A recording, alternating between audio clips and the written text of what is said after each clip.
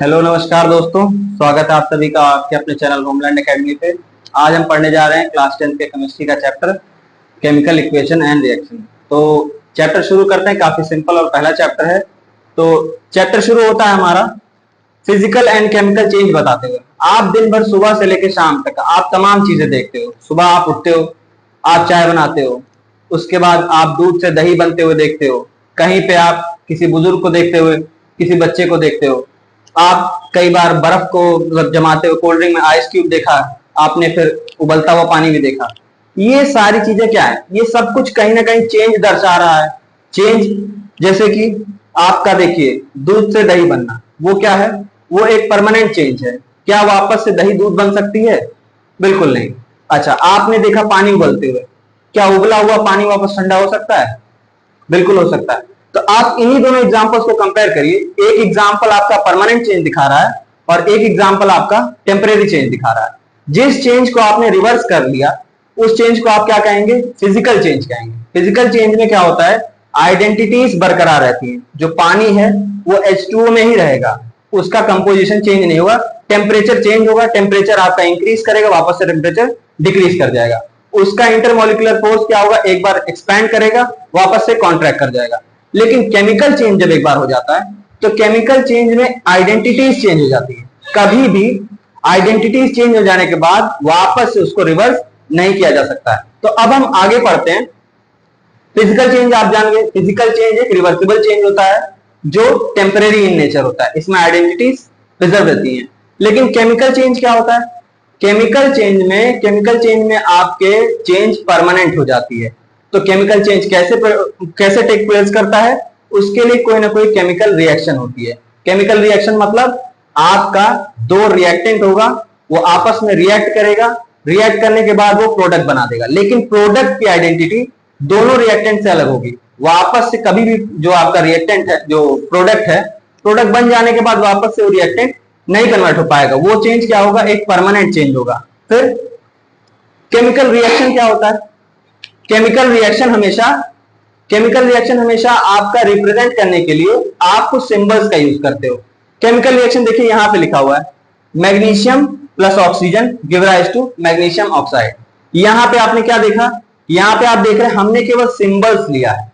जब आप रिएक्शन लिखते हो तो आपको क्या होता है, रिएक्शन को सिंप्लीफिकेशन के तरीके से आप देखिए, उसको हमने जितना हो सकता है उतना सिंपल नेचर से यहाँ पे लिखा हुआ है।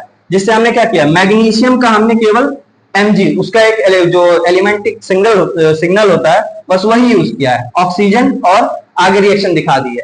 तो इसका मतलब मैग्नीशियम जब ऑक्सीजन के प्रेजेंस में बर्न होता है तो मैग्नीशियम ऑक्साइड बनता है।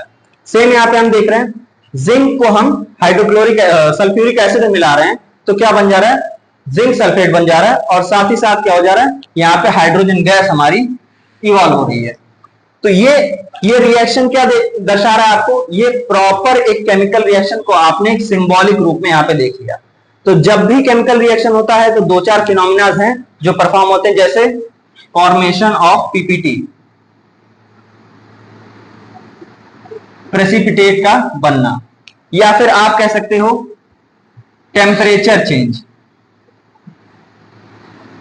या तो क्या होगा, टेम्परेचर चेंज में दो चीजें हो सकती हैं, या तो आपका जो है हीट इवॉल्व होगी या फिर हीट जो है वो एब्जॉर्ब होगी। जब हीट इवॉल्व होगी, वहां पे हीट निकलेगी, तो आप उसको एक्सोथर्मिक रिएक्शन कह सकते हो, वहां पे हीट निकल रही है। या फिर आप ऐसा कह सकते हो, अगर हीट एब्जॉर्ब हो रही है तो कह सकते हैं कि वो एक एंडोथर्मिक रिएक्शन, जिसमें हीट क्या हो रही है, एब्जॉर्ब हो जा रही है। साथ ही साथ फॉर्मेशन ऑफ पीपीटी, आप यहां पे देखिए PbNO3 आपका क्या हो जा रहा है, लेड नाइट्रेट जो है वो रिएक्ट कर जा रहा है, और यहाँ पे PbI2 ये हमें सॉलिड फॉर्म में एक पीपीटी के रूप में मिल जाता है। फिर और आप क्या देखते हैं, इसमें आप देखते हैं चेंज इन कलर, कलर्स वगैरह चेंज हो जाते हैं। तो ये सारी कुछ प्रॉपर्टीज हैं आपके केमिकल रिएक्शन की। जब भी केमिकल रिएक्शन टेक प्लेस करता है तो ये सारे चेंजेस आपको देखने को मिल जाते हैं। आप यहां पे देख पा रहे हैं नीचे केमिकल इक्वेशन, हमने इस तरीके से यहां पे केमिकल इक्वेशन लिख दिया है। इसमें दो साइड्स होती हैं, ये साइड आपका होता है रिएक्टेंट साइड, जो हम रिएक्शन में डालते हैं। रिएक्शन में हमने यहां पे जैसे जिंक लिया है, जिंक के ग्रेन्यूल्स लिए हैं, और साथ ही में हमने लिया है सल्फ्यूरिक एसिड। इसको हम क्या करेंगे, इसको हम मिक्स करेंगे। आप सल्फ्यूरिक एसिड एक टेस्ट ट्यूब में ले लेंगे और वहां पे जिंक ग्रेन्यूल्स मिलाएंगे। जिंक ग्रेन्यूल्स को मिलाने के बाद आप क्या महसूस करेंगे कि एक तो जिंक सल्फेट बनने लगेगा, जिंक सल्फेट बनने के साथ साथ वहां पे हाइड्रोजन गैस इवॉल्व होगी। इसको आपको टेस्ट करना है तो आप उस टेस्ट ट्यूब को जैम करिए ऊपर से, और एक पाइप के जरिए जो उसका आपको एफरवेसेंस जो निकलते हुए दिखेंगे हल्के हल्के, उस फ्यूम्स को आप एक सोपी सॉल्यूशन से पास कराइए। मतलब आप एक बाउल में सोप का सॉल्यूशन उसको मिला लीजिए, और सोप सॉल्यूशन में से जब वो गैस पास होगी तो वहां पे जो है बबल्स बन के निकलेंगे, और वो बबल्स क्या रहेंगे, वो बबल्स के अंदर हाइड्रोजन गैस रहेगी। वो हाइड्रोजन गैस को आपको चेक करना हो तो जो बबल्स निकल रहे होंगे उन पे आप माचिस या लाइटर लगाएंगे तो पॉपिंग का साउंड आएगा, जो दिखा रहा है कि हमारे वहां से क्या हो जा रहा है, हाइड्रोजन गैस इवॉल्व हो रही है। तो इस रिएक्शन में हमने जो लेफ्ट हैंड साइड पे लिया हुआ है, जो हम रिएक्शन में इनिशियली यूज करेंगे, ये हमारा रिएक्टेंट है, और ये जो बन के मिलेगा हमें, ये हो जाएगा हमारा प्रोडक्ट। यहाँ पे आप देखेंगे, साथ ही साथ हमने यहाँ पे अगर हमें कुछ स्पेसिफिकेशन यूज करनी होती, जैसे यहाँ पे कितना टेम्परेचर लगेगा या क्या कैटलिस्ट यूज होगा, तो हम यहाँ पे उसे एरो पे मेंशन कर सकते थे। ये क्या कर देता है, हमारे रिएक्शन को और सिंप्लीफाई कर देता है, और ज्यादा इसे हमारे लिए क्या हो जाता है, और ज्यादा इंफॉर्मेटिव बनाता है। तो हम क्या करते हैं, यहाँ पे कैटलिस्ट यूज करते हैं। कैटलिस्ट बेटा क्या होता है, कैटलिस्ट आपका एक तरीके से समझिए कि कोई खरीदारी हो रही तो बीच का वो क्या है, वो ब्रोकर है। ना वो खरीदेगा ना वो बेचेगा, वो क्या करेगा, बस उस रिएक्शन को कैरी आउट करा देगा। उसे क्या है, अगर रेट ऑफ रिएक्शन को, माने रिएक्शन को तेज कराना है तो रेट ऑफ रिएक्शन को तेज भी करा देगा, अगर उसको स्लो कराना है तो उसे रिटार्ड भी करा देगा, उस रेट ऑफ रिएक्शन को स्लो करेगा। और लास्ट में रिएक्शन हो जाने के बाद कभी भी कैटलिस्ट कंज्यूम नहीं होता, कैटलिस्ट एज इट इज आपको वापस मिल जाता है। तो हम ऐसे यहाँ पे कैटलिस्ट मेंशन कर सकते हैं, कैटलिस्ट मेंशन कर सकते हैं। साथ ही साथ अगर कुछ रिक्वायर्ड टेम्परेचर की जरूरत है तो हम उसे भी इस एरो पे मेंशन कर सकते हैं। साथ ही साथ एक और चीज जरूरत है, अगर ये आपकी एरो भी बहुत ज्यादा इंफॉर्मेटिव होती है। जैसे अगर आपका ये रिएक्शन इरिवर्सिबल है तो आप ऐसा लगा सकते हो, जिसमें क्या है, सिंगल एरो जनरेट कर रहा है कि हाँ ये रिएक्शन केवल फॉरवर्ड डायरेक्शन में ही हो रही है। लेकिन अगर ये रिएक्शन बैकवर्ड भी हो सकती तो हम यहाँ पे डबल एरो लगा सकते थे, जैसे इस तरीके से। तो ये कैसा हो जाता है, ये एक रिवर्सिबल रिएक्शन हो जाता है। हालांकि ये रिवर्सिबल रिएक्शन नहीं है तो हम ऐसा नहीं करेंगे, वरना ये एरो भी बहुत कुछ दिखाता है। ये एरो दिखाता है कि हमारा रिएक्शन रिवर्सिबल है या नहीं है। फिर लास्टली हम यहाँ पे पढ़ने जा रहे हैं कि हमें रिएक्शन को बैलेंस कैसे करना है। जैसे आप इधर देखिए, रिएक्टेंट साइड को कंपेयर करिए और प्रोडक्ट साइड को कंपेयर करिए, सारे मॉलिक्यूल्स का नंबर भी सेम होना चाहिए। देखिए रिएक्टेंट साइड पे एक Zn है यहाँ पे, प्रोडक्ट साइड पे भी एक ही Zn है, दोनों तरफ एक एक जिंक है। H2 यहाँ पे, H2 यहाँ पे, SO4 यहाँ पे, SO4 यहाँ पे, सारे मॉलिक्यूल बराबर है, मतलब ये रिएक्शन क्या है, बैलेंस्ड है। लेकिन अगर बैलेंस नहीं है तो हम उसे बैलेंस करते भी हैं। बैलेंस को हम कैसे बैलेंसिंग करते हैं, इसके लिए आप नीचे का रिएक्शन देखिए हमारा आखिरी रिएक्शन है। इसके लिए बैलेंसिंग के लिए क्या होगा, हमने यहाँ पे देखा कि Mg प्लस O2 मतलब मैग्नीशियम और ऑक्सीजन हमारा क्या बना दे रहा है, मैग्नीशियम ऑक्साइड। जैसे ये देखिए एक मैग्नीशियम है और दो यहाँ पे ऑक्सीजन लिया है। आप यहाँ पे क्या करना है, अगर आपको बैलेंस करने का तरीका चाहिए तो आप एक ऐसा बॉक्स बना सकते हो। हाँ, शुरू में तो आपको ऐसा करना पड़ेगा, बाद में आपकी नजरें ही काफी होंगी। शुरू में देखिए हमने क्या किया है, एलिमेंट्स का चार्ट बनाया कि क्या क्या एलिमेंट यूज हो रहा है, मैग्नीशियम यूज हो रहा है और ऑक्सीजन यूज हो रहा है। फिर हम क्या करेंगे, number of element on the reactant side. तो नंबर ऑफ एलिमेंट हमारे मैग्नीशियम रिएक्टेंट साइड पे कितना है, 1 है, और रिएक्टेंट साइड पे हमारा ऑक्सीजन कितना है, 2। प्रोडक्ट साइड पे क्या हो रहा है, प्रोडक्ट साइड पे देख रहे हैं आप MgO मतलब एक मैग्नीशियम है और एक ऑक्सीजन, तो ये हमारा मॉलिक्यूल बन रहा है। लेकिन क्या ये बैलेंस्ड है, नहीं, बैलेंस्ड ये नहीं। यहां पे क्या हो जा रहा है, एक मैग्नीशियम कहीं ना कहीं कम पड़ जा रहा है। तो हमें क्या करना है, सिंपल इसमें हमें इसी चीज को इंक्लूड कर देना। जैसे आप यहाँ पे देखिए, यहाँ पे आप 2 मैग्नीशियम ले लीजिए और इसको क्या कर दीजिए, डबल उसको मैग्नीशियम ऑक्साइड को ट्वाइस में, तो अब ये रिएक्शन बैलेंस हो गया। अब आपके देखिए रिएक्टेंट साइड पे भी क्या हो गया, 2 मैग्नीशियम आ गए, ऑक्सीजन 2 आपके पास ऑलरेडी थे। प्रोडक्ट साइड पे भी क्या हो गया, 2 मैग्नीशियम और 2 ऑक्सीजन। अब ये रिएक्शन हमारा बैलेंस हो गया। अच्छा, इसके बाद हम पढ़ेंगे कि कितने टाइप ऑफ केमिकल रिएक्शन होते हैं, इसको पढ़ेंगे हम नेक्स्ट पार्ट में। अब तक हम पढ़ चुके थे कि केमिकल रिएक्शन क्या होता है, फिजिकल चेंज, केमिकल चेंज क्या है, कैसे हम बैलेंस करते हैं रिएक्शन को। अब हम पढ़ने जा रहे हैं कितने टाइप ऑफ रिएक्शन हो सकते हैं हमारे पास। तो उसके लिए हम आ जाते हैं टाइप्स ऑफ केमिकल रिएक्शन। तो सबसे पहले हमारे पास आ जाता है एडिशन और कॉम्बिनेशन रिएक्शन, जिसमें दो रिएक्टेंट्स मिलके एक सिंगुलर प्रोडक्ट बना देते हैं। जैसे यहाँ पे हम देख पा रहे हैं magnesium plus oxygen give rise to magnesium oxide. Same ऐसे हो सकता था कैल्शियम प्लस ऑक्सीजन हमारे लिए क्या बना सकता था, कैल्शियम ऑक्साइड। तो ये क्या है, ये एक तरीका एडिशन रिएक्शन। इसमें हमारे रिएक्टेंट क्या हो जा रहा है, आपस में ऐड हो जा रहा है, फ्यूज हो जा रहा है और वो एक सिंगल मॉलिक्यूल बना दे रहे हैं। फिर आ जाते हैं हम अपने अगले रिएक्शन पे, जिसको हम बोलते हैं डीकंपोजिशन रिएक्शन। इसी का कुछ ना कुछ उल्टा है। इसमें हमारे दो रिएक्टेंट मिलकर एक प्रोडक्ट बना रहे हैं। यहाँ पे हमारा एक सिंगल रिएक्टेंट होगा और वो हमें दो प्रोडक्ट दे देगा। कैल्शियम कार्बोनेट हमारे पास है CaCO3। ये जब क्या होगा, ये डिकम्पोज होगा तो ये क्या बनाएगा, ये बनाएगा calcium oxide plus carbon dioxide. ये क्या कर दे रहा है, ये इस कैल्शियम कार्बोनेट को यहाँ पे डिकम्पोज कर दे रहा है। फिर आ जाते हैं हम अगले रिएक्शन पे, जिसको बोलते हैं डिस्प्लेसमेंट रिएक्शन। डिस्प्लेसमेंट रिएक्शन में आप देख पा रहे हैं कि यहाँ पे हमारा एक Zn का मॉलिक्यूल है, ये CuSO4 में से Cu को डिस्प्लेस कर देता है। अब ऐसा क्यों कर रहा है, क्योंकि हमारा देखिए SO4 क्या होता है, SO4 हमेशा 2 नेगेटिव में रहता है और हमारे पास Zn भी क्या है, Zn भी हमारे पास 2 पॉजिटिव में रहता है और Cu भी +2 में रहता है। लेकिन यहाँ पे क्या है, Zn हमारा थोड़ा सा ज्यादा इलेक्ट्रोपॉजिटिव है, ज्यादा इलेक्ट्रोपॉजिटिव है और ये इलेक्ट्रोनेगेटिव के साथ उसको मैच करना है, तो ज्यादा इलेक्ट्रोपॉजिटिव ही क्या करेगा, SO4 को सूट करेगा। तो इस केस में क्या हो जा रहा है, ये Zn जो है ये क्या हो जा रहा है, SO4 के साथ ऐड हो जा रहा है। यहाँ पे Zn ऑक्सीडाइज हो जा रहा है और Cu हमारा रिड्यूस हो जा रहा है। ऑक्सीडेशन रिडक्शन क्या होता है अभी हम अगले सेक्शन में पढ़ने वाले, आप उसकी फिक्र मत करिए। यहाँ पे आप देख पा रहे हैं Zn जो है इस मॉलिक्यूल में से CuSO4 में से इसको क्या कर दे रहा है, Cu को डिस्प्लेस कर दे रहा है। Cu को डिस्प्लेस करके अपने आप को Cu की जगह पे एस्टेब्लिश कर दे रहा है और Cu को अपने जगह पे बाहर भेज दे रहा है। यहाँ पे क्या देखा आपने, यहाँ पे देखा आपने SO4 का नेचर क्या है, SO4 का नेचर है 2 नेगेटिव का और वो क्या किया है, ज्यादा इलेक्ट्रोपॉजिटिव एलिमेंट के साथ यहाँ पे बॉन्ड बना दिया है। तो ये रिएक्शन क्या था हमारा, डिस्प्लेसमेंट रिएक्शन था।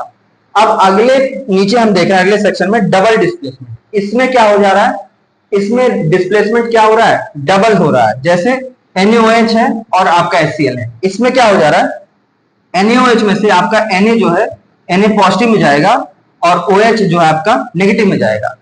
HCl में सेम क्या होगा, H प्लस में जाएगा और Cl माइनस में जाएगा। ये क्या हो जाएगा, इसका जो कैटायन है इसके एनायन के साथ बॉन्ड बना लेगा और इसका जो एनायन है यहाँ के कैटायन के साथ। अब देखिए Na प्लस में था और Cl माइनस में, दोनों के कैटायन आपस में डिस्प्लेस होकर क्या बना दिए हैं हमारे पास, कॉमन सॉल्ट NaCl। इस तरफ का क्या हो रहा था, इसका H प्लस और इसका OH माइनस, ये क्या बना दे रहा था, वाटर मॉलिक्यूल, जो आपका क्या है, एक तरीके का न्यूट्रलाइजेशन रिएक्शन है। इसमें आप बेस और एसिड मिला के सॉल्ट और वाटर यहाँ पे क्या है प्राप्त कर रहे हैं। तो NaOH क्या किया है, NaOH में से Na और HCl में से H, दोनों क्या है, कैटायंस हैं, दोनों ने अपने अपने एनायंस को यहाँ पे इंटरचेंज कर लिया है। ठीक है, तो ये क्या हो गया आपका double displacement reaction. Double displacement reaction के बाद अब हम आ जाते हैं आपका रिएक्शन के दो टाइप में। इसको यहाँ पे हम थोड़ा सा इंट्रोड्यूस कर रहे हैं, एक्सोथर्मिक और एंडोथर्मिक रिएक्शन को। हमने लास्ट सेक्शन में पढ़ लिया था कि एक्सोथर्मिक रिएक्शन क्या होता है, जहां पे हीट जो है वो इवॉल्व होती है। एक्सो मतलब बाहर, थर्मिक मतलब हीट, जिसमें हीट बाहर निकले उसको बोलेंगे एक्सोथर्मिक रिएक्शन। जैसे आप यहाँ पे देख रहे हैं कार्बन प्लस ऑक्सीजन हमारा कार्बन डाइऑक्साइड तो बना रहा है। यहाँ पे क्या है, एक तरीके का आपको यहाँ पे देखिए एडिशन या कॉम्बिनेशन रिएक्शन जैसा नहीं दिख रहा है, यही है बिल्कुल। ये क्या हो जा रहा है, यहाँ पे दो जो रिएक्टेंट्स हैं वो ऐड होके क्या बना दे रहे हैं, एक प्रोडक्ट। ये आपका एक तरीके का जो है एडिशन या कॉम्बिनेशन रिएक्शन का एग्जांपल है। बट यहाँ पे देखने लायक बात क्या है कि जब आपका कार्बन और ऑक्सीजन मिल रहा है तो साथ में यहाँ पे क्या हो जा रही है, हीट भी इवॉल्व हो रही है। जब ये रिएक्शन टेक प्लेस करेगा तो हीट इवॉल्व करेगी। जैसे आपने कभी चूना और पानी को मिलाया है, चूना और पानी को जब आप मिलाते हैं तो देखेंगे वो खौलने लगता है। वो क्या है, एक तरीके का एक्सोथर्मिक रिएक्शन है। जहां पे क्या आप देखते हैं, आप घर पे कहीं पे आपकी चूना पुट्टी हो रही होती है, उस जगह पे देखिए जब चूना पाउडर को वहां पे आप पानी से मिलाते हैं तो वहां पे बहुत सारा हीट इवॉल्व होता है। वो भी क्या है, एक तरीके का एक्सोथर्मिक रिएक्शन। सेम यहाँ पे आप देख रहे हैं कार्बन और ऑक्सीजन मिलके कार्बन डाइऑक्साइड बना रहा है, साथ में हीट इवॉल्व हो रही है 92 किलो जूल्स। ठीक, ये है आपकी एक्सोथर्मिक रिएक्शन जिसमें हीट बाहर आ रही है। अब यहाँ पे क्या हो जाएगा, एंडोथर्मिक। एंडो मतलब अंदर, थर्मिक मतलब हीट, जिसमें हीट क्या हो जाएगी, अंदर एब्जॉर्ब हो जाएगी, अंदर एब्जॉर्ब होगी तब जाके आपका प्रोडक्ट बनेगा। यहाँ पे आप देखेंगे नाइट्रोजन प्लस ऑक्सीजन, इसको मिला रहे कुछ नहीं हो रहा, लेकिन नाइट्रोजन और ऑक्सीजन के साथ आपने हीट भी मिला दी, मतलब हीट को भी वहां पे इंट्रोड्यूस किया, नाइट्रोजन ऑक्सीजन लिया और हीट कर दिया, तो वो क्या बना दिया, 2NO। ये क्या है, ये आपका एंडोथर्मिक रिएक्शन। इसमें क्या किया है, इतनी हीट को यहाँ पे सोख लिया, यहाँ पे देखिए कोई हीट इवॉल्व नहीं होती दिख रही है, यहाँ पे हीट क्या हुआ, पहले ही एब्जॉर्ब हो गई है। तो ये है आपका एक्सोथर्मिक रिएक्शन और ये है आपका एंडोथर्मिक रिएक्शन। फिर जैसे आपकी बॉडी का रेस्पिरेशन भी होता है, रेस्पिरेशन में जब आप खाना पचाते हो तो क्या होती है, वहां से एनर्जी रिलीज होती है, उसी वजह से तो आप खाना खाते ही एनर्जेटिक फील करते हो। ठीक है, अब आ जाते हैं अगले स्टेप में, जिसमें हम रिडक्शन और ऑक्सीडेशन पढ़ते हैं। रिडक्शन भैया क्या होता है, रिडक्शन होता है गेनिंग ऑफ इलेक्ट्रॉन। रिडक्शन में क्या होगा, आपके पास ऐसे एलिमेंट आके जुड़ेंगे जो आपको क्या करेंगे, अपना इलेक्ट्रॉन दे देंगे। जैसे कि आपके पास मेटल्स है बहुत सारे, जैसे आपके पास हाइड्रोजन है, आपके पास सोडियम है, मैग्नीशियम है, एल्युमिनियम है, ये सब क्या है, इलेक्ट्रोपॉजिटिव नेचर के हैं। तो जब ये आपके पास आके जुड़ेंगे तो ये क्या करेंगे, ये जहां पे भी जुड़ेंगे वहां पे अपना इलेक्ट्रोपॉजिटिव कैरेक्टर शो करते हुए आपको इलेक्ट्रॉन गेन करा देंगे। मतलब ये रिडक्शन में क्या होगा, आपके पास गेन ऑफ इलेक्ट्रॉन। फिर ऑक्सीडेशन उसी का उल्टा होता है। ऑक्सीडेशन में आपके पास ऐसे एलिमेंट्स आके मिलेंगे जो खुद क्या है, इलेक्ट्रॉन डेफिशिएंट है।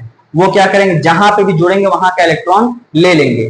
जैसे आपके पास ऑक्सीजन की बात कर लो, फ्लोरीन की बात कर लो, क्लोरीन की बात कर लो, ये सब क्या करेंगे, ये सब जहां पे भी लगेंगे उनका इलेक्ट्रोनेगेटिव कैरेक्टर आपके उस कंपाउंड से या उस आयन से इलेक्ट्रॉन्स को अपनी तरफ खींच लेंगे।